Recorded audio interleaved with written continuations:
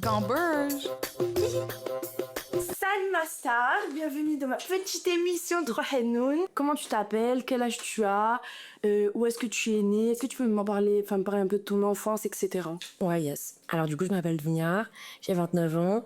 Je suis née, j'ai grandi à Paris. D'origine, je suis d'un père turc et d'une mère algérienne. Mais j'ai grandi avec la culture algérienne, donc du coup, du côté de ma mère. Ça se sent. T'es d'où en Algérie? Alger, El Halash. C'est vrai? Ouais. Mais non, Ouais. j'étais à Bon là, genre. Ah ouais. Je suis allée faire mon shopping là-bas, Ah ouais. j'étais là. J'adore. Trop. Est-ce que quand t'étais jeune, genre vraiment quand t'étais enfant, quand t'étais ado et tout, est-ce que tu pensais genre en arriver là un jour? Ouais. Je pense que c'est une idée qui m'est venue en tête depuis très très jeune. Vraiment, la mode, c'est quelque chose qui a été transmis par ma mère et ma grand-mère.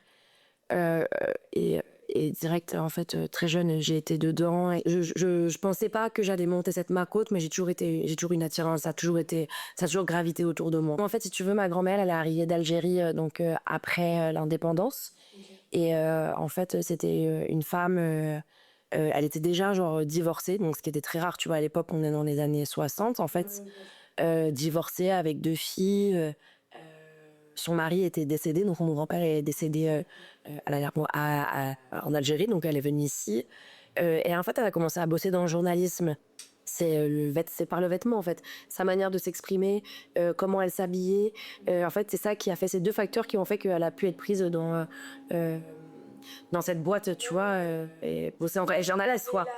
Ouais, c'est ça, elle avait une prestance, elle savait s'exprimer, et c'est vraiment comme ça qu'elle a pu s'intégrer, tu vois, puisqu'elle avait pas, elle avait pas fait d'études en journalisme.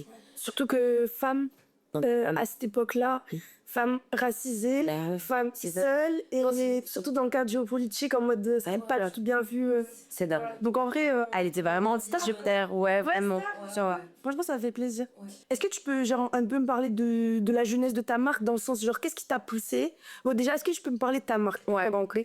Donc, du coup, j'ai monté Isis Dunia en 2018. Donc, ça va faire 6 ans cette année. Moi, principalement, ce qui m'a dérangé dans la mode, étant toute jeune, voilà, donc j'ai beaucoup lu de presse, de magazines. Quand j'étais petite, je consommais vraiment beaucoup de magazines. Et en fait, déjà, moi, ce qui m'a intéressée dans le textile, c'est l'émancipateur social. Donc, c'est vraiment l'histoire de ma grand-mère. C'est comment, en fait, en tant que jeune femme racisée, issue d'un milieu populaire, comment on allait me considérer en fonction de la manière dont j'étais habillée. Je suis attirée par les belles choses, oui, et ça fait partie de mon travail.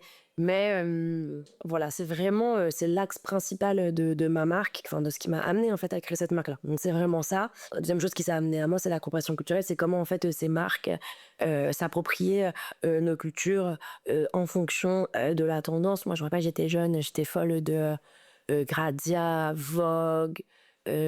Cosmopolitain, tu vois, toute cette presse-là. Tu te rappelles, t'avais des numéros, je sais pas, en août, ils allaient faire une session spéciale Maasai, et genre, ils allaient mettre des blanches, ils allaient les habiller en Maasai.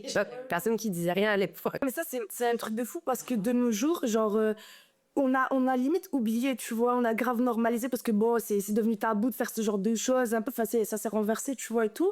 Mais genre, quand on était plus jeune, moi, je me rappelle, moi, je suis venue à 5 ans en France, j'avais honte d'être algérienne. C'est pas j'avais honte, mais je me rendais pas compte. En fait, on me faisait sentir que c'était pas cool. C'était vraiment pas cool, c'était pas tendance, Mais clairement. Mais tous, en fait, enfants de la diaspora, en fait, on a tous eu le cul entre 2 chaises. Il y a un moment où, genre, en mode, quand on était au collège, c'était grave pas cool, en fait, d'être rebeu, d'être renois, d'être racisé, machin. Et c'est vrai qu'il y a un vrai retournement de la situation ces dernières années, parce qu'en fait, c'est les personnes racisées qui font bouger les choses, que ce soit dans l'art, dans la culture, dans la musique, dans le cinéma.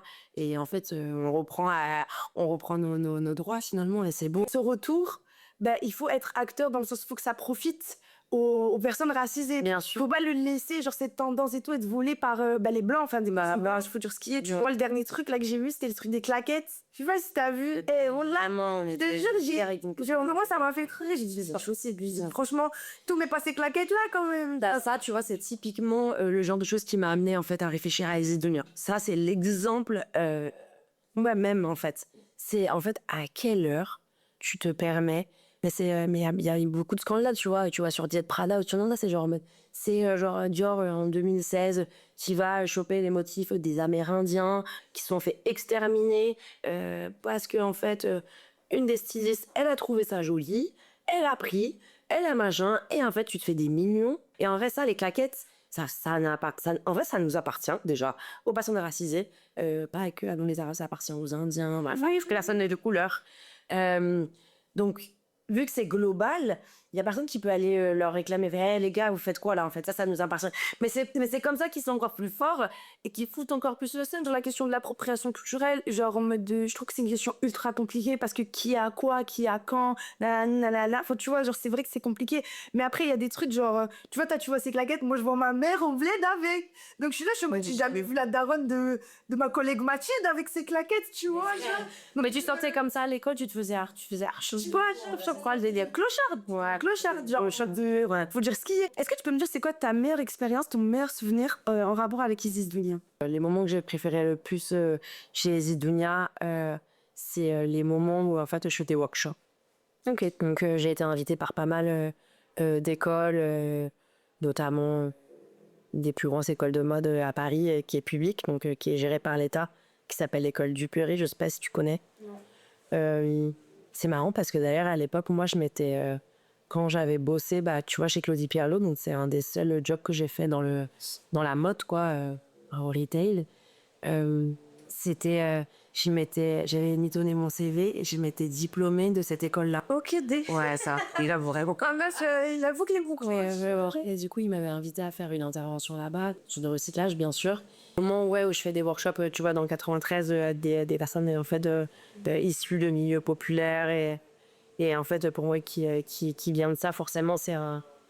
Bah, encore une fois, c'est un cercle vertueux, tu vois. Je le vois directement dans leur regard qu'en fait, tu leur plantes une graine et qu'elles se disent ok, moi aussi, je peux être ça, je peux être autre chose. Genre, on a des quartiers qui sont vraiment mais délaissés de fou. Parce qu'en fait, t'as genre 1h30 pour y aller en transport, tu accèdes en 40 minutes en voiture, tu vois. Mais les trucs, c'est une no-go zone, vraiment. Genre, il n'y a pas d'acteur culturel, il n'y a pas d'acteur social. Enfin, genre, les boîtes, ils sont livrés à eux-mêmes. Moi, j'ai grandi. Donc, après, dans la deuxième partie de mon adolescence, j'ai bougé à Montreuil. Mais ça n'a rien à voir. Donc, chez dans 93, franchement, c'était la cahier de ouf. Genre, vraiment la prise, machin. T'as peur. Et les coups de feu, les trucs. Vraiment, tu vois, quand même, c'était. Alors qu'on était que, tu vois, au début de la banlieue, quoi. Est-ce que tu peux, si t'es ok, me dire si ça a été quoi, genre, de ta plus mauvaise expérience, ta plus grosse souffrance, aussi, genre, en mode grave, la force de la personne change. Bah, je pense que c'est de mon histoire familiale. Moi, j'ai une histoire familiale assez compliquée. Du coup, j'ai grandi avec sa famille du côté de ma mère. Et en fait, ouais, très tôt, j'ai eu mon beau-père qui est décédé, donc quand j'avais 13 ans, d'ailleurs moi. Et du coup, bon, bah, à partir de là, avec ma mère, ça commence à devenir un peu compliqué. Ça allait pas très bien, donc j'ai dû prendre beaucoup de poids sur mes épaules. Donc le poids de la famille, ma petite sœur, tu vois, elle avait 6 mois. Et, et je pense que sur le moment, c'était une énorme souffrance j'allais vraiment mal, quoi, à ce moment-là. Mais avec le recul, je pense que c'est vraiment, ça m'a donné beaucoup de responsabilités, en fait, jeune. Ça n'a pas été facile, mais je pense que c'est vraiment, si c'était à refaire, franchement, je revivrais parce que je pense que c'est vraiment ça qui m'a transformée en mental de guerrière et qui a fait que bah, j'ai dû grandir plus vite qu'il le fallait. Ouais, t'es devenue l'adulte plus tôt, je trouve. Ouais, et je pense que quand tu vis des choses hyper difficiles, une fois que t'es face à des problèmes, des petits problèmes dans la vie, en vrai, franchement, c'est facile. Genre, Oui, t'assures, t'es tellement dur que, tu vois. Et elles sont là, mais comment tu fais, meuf, pas dormir pour tenir? Je lui dis, ma belle, si tu savais. Je pense que c'est des personnes fortes, tu vois. C'est surtout des gens qui n'ont pas le même rapport de ce que c'est la souffrance. je pense que c'est de la transformation. Tu vois, genre, En fait, genre quand tu vois c'est quoi tomber quand ton en bas, en fait, il est très très en bas et que tu vois que le en bas des autres, il est un peu moins en bas, chaque souffrance est légitime. Mais genre, à ton échelle, toi, tu te dis, je peux encaisser plus, j'ai encaissé plus. Donc, c'est pas ça qui va... Ouais, j'ai encaissé ça, je suis toujours là. Bon, c'est pas ça, ça va me... Tu vois, genre... À l'heure actuelle, tu vis de ton métier à plein temps ou t'as mis combien de temps à vivre de ça à plein temps, à te rémunérer? Donc là, ça fait 6 ans que j'ai monté la marque et ça va faire 3 ans, je pense, que je fais ça à plein temps. Ok, trop cool. Ouais, ok, donc que je vis que de ça. Je fais beaucoup de pièces sur mesure. Donc j'ai beaucoup de personnes qui passent à l'atelier pour faire des sur-mesures, mais beaucoup de copines, etc. Non, ce qui se passe dans la mode actuellement, t'as pas ce genre d'accès-là, en fait, en tant que femme, où tu vas, quand tu as des formes, machin. Donc voilà, ça c'est vraiment mon axe principal. Et après, évidemment, je fais que du recyclage. Ok, cool. Donc c'est que des fins de rouleau qu'on récupère, ou des vêtements qu'on découpe, des maillots, etc. J'ai l'impression que tu essaies grave de véhiculer ce truc en mode qu'importe ta morpho, t'inquiète. Moi, dans le truc, il y a le vêtement que. Totalement, c'est vrai que ça, c'est la deuxième grosse partie de mon travail, c'est vraiment l'appréciation en fait corporelle en fait de la femme, c'est-à-dire que bien évidemment j'ai grandi avec des complexes en fait, ou de pas être la meuf blanche, filiforme, pareil, tu vois, au collège avec les mêmes parce que en fait j'avais pas cette shape là, je bonzais, cramé, le lédé, enfin, tu vois. Et c'est vrai que ça fait vraiment partie euh, c'est le deuxième axe principal de mon travail, c'est vraiment en fait pouvoir redonner cette confiance en fait à ces femmes qui toute leur vie on leur a dit en fait qu'elles correspondaient pas aux critères de beauté. Et tous les profils et tous les corps qui viennent chez Zizunia, et tu te rends compte à quel point en fait la société patriarcale en fait a fait que chaque meuf a un complexe sur un truc, l'autre ça va être son cou, ça va être sa cheville. Et moi vraiment, j'ai cette sensibilité-là qui fait que en fait je vais capter dans quoi elles se sont à l'aise, vers quoi elles sont mal à l'aise. Et en fait c'est comme ça que je vais pouvoir la rediriger vers quelque chose. C'est vraiment du conseil, tu vois, vers quelque chose dans lequel elles se sentent bien. Non, moi c'est ce dont j'ai manqué quand j'étais plus jeune. Au collège, pareil, tu vois, tu rentres pas dans la catégorie. Moi j'avais des potes, je suis née genre à Paris dans un quartier. T'es d'où à Paris? J'étais dans le 12e à Bastille. Okay. Donc c'est un quartier hyper. J'avais des potes blancs qui étaient fils de réalisateurs dans le cinéma, machin, non, panam. Et à côté, j'avais des potos de la street, machin, des copines des Z, machin, nan. Et en fait, moi, dès le départ, au collège, ouais, j'ai toujours été hyper caméléon. En fait, j'ai eu ce truc de m'intégrer en fait partout parce que j'avais ces deux identités en fait, tu vois, le fait d'être double culture, ouais, en fait c'est ma culture. Et des fois mes potos rebeux elles comprenaient pas pourquoi je restais avec les blancs et que je m'habillais comme ça, et les potos blancs des fois ils avaient des potos rebeux, ils comprenaient pas, et c'est vraiment, je me suis sentie incomprise en fait pendant des années. T'as ce truc de genre en mode de, en fait t'appartiens à aucun groupe. Bah ouais. En fait vu que tu fais partie des deux groupes, t'appartiens comment à aucun groupe. Après quand tu grandis, moi, très honnêtement, je pense que c'est une grosse force. C'est vraiment, t'es polyvalent, t'es camion, comme tu dis. Mais c'est vrai que quand t'es jeune, en fait, t'es là, t'es en mode, pour les rebeux, je suis une blanche, et pour les blancs, je suis une rebeu. Ouais. Donc en fait, je suis où, moi? C'est ça. Et Zinia, je pense que c'est vraiment être soi-même. Et en fait, c'est comment moi, j'ai réussi à être moi-même et à m'épanouir dans ma personnalité. Et du coup, j'ai envie que les personnes puissent être eux-mêmes aussi. Des fois, le métier, ce que tu fais, tout ça et tout, c'est juste un moyen. Mais c'est pas ta fin. Genre, comme tu dis, genre, c'est cool les défilés, c'est cool tout ça et tout, mais genre, en mode, t'as un pourquoi dans ton. Tu vois, un message à et tu fais ça, t'as un message. Et genre, quand tu vois la go, elle sourit. Quand tu vois ça et tout, t'es en mode, j'ai fait là. J'étais avec plein de journées. Ouais, c'est ça, la mission, elle est accomplie. À l'heure d'aujourd'hui, tu peux dire que t'es fière de toi. Moi, je trouve que tu fais, mais est-ce que toi, tu penses que t'es fière de toi, genre? Bien sûr. Après, ce qu'il faut savoir, c'est que je suis hyper dure avec moi-même. Parce que en fait monter son entreprise c'est vraiment c'est beaucoup de remise en question. Je pense que pour progresser il faut savoir il faut être dur avec soi-même en fait, sinon tu progresses pas. C'est ça, c'est pas un truc que je me lève pas tous les matins en me disant je suis fière de moi, et je pense que je devrais peut-être un petit peu plus, pour être honnête. On sait que t'es des aides. Ouais. Je le sais. Oh là là, quand j'ai commencé je me dis putain franchement c'est ouf ce que j'ai réussi à monter, tu vois, en 6 ans. Et tu vois, quand j'avais 12, 13 ans et j'étais dans la mode à fond, jamais j'aurais pensé. Jamais. En fait, je suis en train de vivre le rêve que j'aurais jamais pensé imaginer. Est-ce que tes proches, ils t'ont toujours soutenu? En fait, je pense que c'est un truc où on attend grave du soutien de ses potes. Et en fait, je pense que quand t'es bien avec toi-même, il faut pas attendre de la validation de tes proches. Bien évidemment, j'ai des potes qui m'ont soutenu depuis le premier jour, etc. Mais il y en avait plein, j'étais très surprise, qui étaient un peu... ouais, tu vois, voilà, genre... J'avais des potos, tu vois, genre en mode qui brillent plus parce qu'ils bossaient dans la mode ou autre, me donner, me tendre la main, et qui l'ont pas fait. Et clairement, ça m'avait touchée, tu vois. Je pense que c'est même pas à eux que tu peux en vouloir, mais c'est plus vis-à-vis de toi et te dire, ok, moi je me serais pétard pour cette personne-là, mais en fait je vois que elle est pas, elle se pétarait pas pour moi. Ben, en fait, c'est juste à toi de changer ta manière de percevoir les choses et c'est pas elle, frère, elle est comme ça, elle est comme ça. Là, c'est la persévérance, tu vois. Je suis une personne hyper persévérante. Je sais où je vais et de mon histoire, tu vois, familiale. Et je le dis souvent, tu vois, c'est ça qui a fait la personne forte que je suis actuellement, tu vois. Au départ, j'étais là, tu postes, il y a 3 lights qui se battent en duel. C'est là, tu dis, ouais. Mais puis, je continuais parce qu'en fait, je savais où est-ce que j'allais. Je pense que moi, je suis totalement désinhibée de la peur. Je suis une personne qui a pas peur. Encore une fois, tu vois, on revient sur le trauma dont on parlait tout à l'heure. C'est l'histoire familiale, en fait. Tu vas, qu'est-ce qui va me faire peur? Tu vois, tous tes potes, ils ont une vie normale, ils ont un cadre familial normal. Toi, t'es là, t'as vécu 36 000 trucs. Et t'as ce côté, tu vois, genre en mode où t'aimerais avoir cette vie paisible et ce truc. Et t'as une vie chaotique, en plus tes potes qui le savent, machin, non, non, non. Donc t'as la flemme que les gens en plus ils soient au courant de tes histoires familiales, non, non. Et c'était difficile pour moi de parler de mon histoire. Et en fait, t'es vraiment arrivé, même encore au lycée, parce que t'as toujours ce truc de shame, de machin. Puis t'as pas envie, tu connais tes déserts, t'as pas envie qu'ils connaissent tes problèmes, tes trucs, t'as la flemme. Surtout qu'en ce que ça parlait, les gens ils se parlaient, machin. Non.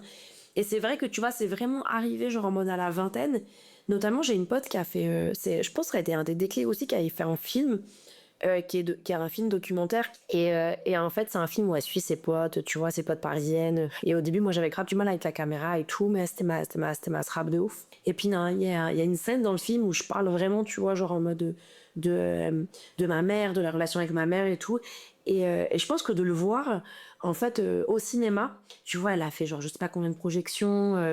Je pense que de voir mon problème affiché comme ça, en fait, aux yeux de tous, mais où en fait, tu vois, dans ce moment-là où je parle dans le film, tu vois, j'ai un côté vraiment de résilience, de persévérance, et c'est pas en fait le côté faible de mon histoire qui est raconté, mais c'est le côté en fait force, en fait, qui fait la femme que je suis aujourd'hui. Et je pense que de le voir aussi, tu vois, genre en mode arrivé à la... Tu vois, je pense que ça, à ce moment-là, j'avais 21 ans. Elle a commencé à filmer quand j'avais, ouais, 20 ans. Et le film, il a dû sortir, ouais, à mes 22 ans. Je pense que ça a été vraiment aussi un truc, genre en mode... bon, je commençais à me soigner, tu vois, j'étais vraiment dans une période de healing, tu vois, à la vingtaine. Ça a été un déclic aussi, tu vois, de se dire, genre en mode, ok, vous savez quoi, bah voilà, là, mon histoire, elle est dite, machin. Et en fait, tu sais, les gens, ils me regardaient, ils faisaient, ah ouais, ok, genre... Mais... C'est quoi, pourquoi Isis Dounia? Isis Dounia, Dounia, mon prénom. Donc, qui veut dire le monde, la vie ici-bas en arabe. Et encore plus d'autres choses quand c'est dans la vraie langue. Et Isis, c'est une référence à la déesse égyptienne. J'ai toujours été hyper passionnée par l'égyptologie. C'est quoi ta vision long terme, là, pour Isis Dounia? Là, concrètement, bah, si tu veux, donc ça fait 6 ans. Là, j'ai été internationale. Je pense que j'ai fait ce que j'avais à faire en France. Mais bon, en vue de ce qui se passe ces derniers temps, islamophobie, politique, Palestine, et j'en passe, c'est vrai que c'est pas un pays dans lequel je me vois vraiment évoluer au fil des années. J'ai vraiment envie de viser des marchés différents. J'ai fait mes premiers pop-up à Londres l'année dernière. C'est grave bien passé. La communauté londonienne, elle est hyper ouverte. Et vraiment, tu vois, genre, des meufs, elles se poussaient plus. Les meufs racisées là-bas, elles se poussaient plus. Alors qu'à Padam, vous êtes à Marseille, c'est différent. Mais tu vois, tu connais Padam, il y a de la cralée, comme ça. Des personnes racisées, elles sont là, elles vont te follow. Sur ton compte, tu vois, sur mon compte perso. Après, je sais pas, j'ai fait un truc, j'ai fait 2-3 collabs avec Nike, j'ai fait des workshops sur les Champs-Élysées et tout. Et tu sais, quand elle te voit sur les Champs-Élysées, elle te follow même pas hein, sur le compte Instagram. Enfin, ouais, putain, trop bien, Mago, machin, non, non. Et tu sais, t'es là, t'es en mode de. C'est de la. C'est du fake, tu vois. C'est genre en mode, c'est de la fame. Mais c'était, elle veut là, elle voit que tu brilles. Et forcément, tu vois, genre les gens, tu me vois, tu vois, ça commence à prendre de l'ampleur, machin. C'est de l'intéressement, tu vois. Et moi, ça, je suis pas dans ça. Je pense que genre en mode, c'est des personnes, en fait, ils ont besoin de la validation des autres que tu sois validé par les autres, vraiment par des entités autres, pour pouvoir en fait te valider. Parce que pareil, on est dans le même cercle, ces gens, c'est des suiveurs, il fallait tout être habillé pareil, machin, nan. Ils savent que tu dates, c'est ça que t'es fan racisé, tu trimes, machin, mais jamais frère, ils vont genre en mode te supporter ou faire une passe sur un truc ou un machin. Et en fait, c'est la culture anglo-saxonne. C'est ça, tu sors du cadre. Vas-y, sors encore plus, casse le cadre. Vas-y, ouais. Tu vois, genre, alors que genre, je te jure, C'est vraiment, c'est casse le cadre. tu mets l'orteil au-dessus. Et c'est une Voilà, c'est vrai. En tout cas, trop cool pour finir. Est-ce que tu aurais un message à faire passer, qu'importe, une DJ ou un message aux meufs, enfin, quelque chose que tu veux, c'est ton carte blanche. Je pense que si je dois donner un conseil à des personnes qui veulent se lancer dans la mode, mon message c'est comme ce que j'ai dit, c'est vraiment faut foncer, faut pas avoir peur, faut s'en foutre du regard des gens, cultiver sa différence. Je la regarde celle-là aussi, cultiver sa différence. Et voilà, je pense que quand on a un rêve en tête, il faut mettre tous les moyens en œuvre pour y arriver, et ça passe par des sacrifices, ça passera par beaucoup de sacrifices et de remise en question et beaucoup de choses, mais voilà, je pense qu'il faut patcher. Trop cool. Ben, merci beaucoup de m'avoir raconté cette TV.